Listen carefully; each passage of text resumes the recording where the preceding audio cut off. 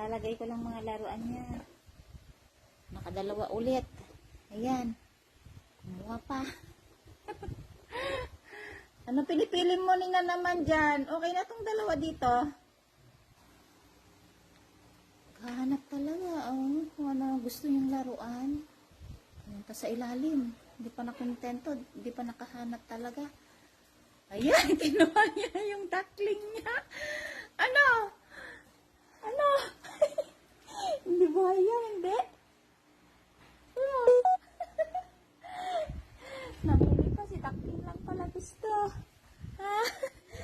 Andarin natin. Ako na. Andarin natin. Yan na, gumagalaw na. Natumba na naman. Hala.